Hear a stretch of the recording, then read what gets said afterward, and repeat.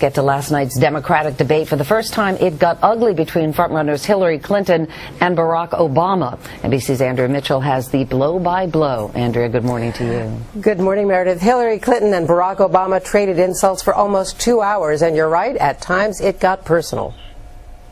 Because while I was working on those streets, watching those folks see their jobs shipped overseas, you were a corporate lawyer sitting on the board of Walmart. I was fighting these fights. I was fighting against those ideas when you were practicing law and representing your contributor, Resco, in his slum landlord business in inner city Chicago.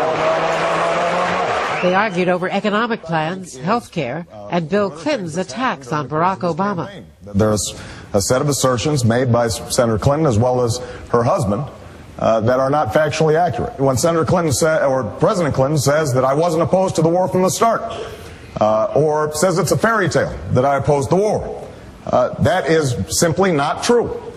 When Senator Clinton or President Clinton asserts that I said that the Republicans had better economic policies since 1980, that is not the case. The facts are that he has said in the last week that he really liked the ideas of the Republicans over the last 10 to 15 years. Let's talk about Ronald Reagan. What you just repeated here today is patent. Wait, no, Hillary, you just spoke. I did not say anything about Ronald Reagan. You said two things. You talked about admiring Ronald Reagan, and you talked about the ideas of the Republicans. I didn't talk about Ronald Reagan. We just had the tape. You just said that I complimented the Republican ideas. That is not true. So these are the kinds of political games that we are accustomed to. I'm sorry. Well, wait a minute. Just a minute. Senator Edwards, let them wrap up and then I'm going to come to you. I just want to clarify. I want to clarify the record. Wait a minute. Wait a second, Senator Edwards. Are there 3 people in this debate, not 2? This kind of squabbling. How many children is this going to get health care? How many people are going to get an education? A continuing undercurrent, tension over Bill Clinton's role in the campaign. You talked about Ronald Reagan being a transformative political leader. I did not mention his name. Your husband did. Well, I'm here. He's not. Okay, well, I can't tell who I'm running against sometimes. One of Hillary Clinton's toughest criticisms that Obama ducked tough votes as a state senator. It is very difficult having a straight-up debate with you because you never take responsibility for any vote, and that has been a pattern.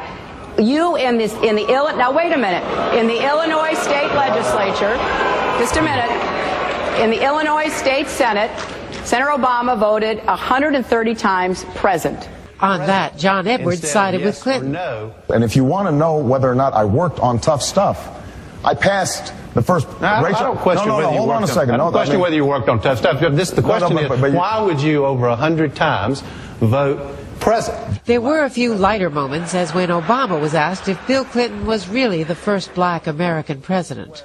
I would have to, investigate more, Bill's dancing abilities and, some of this other stuff before I accurately judged whether he was in fact a brother.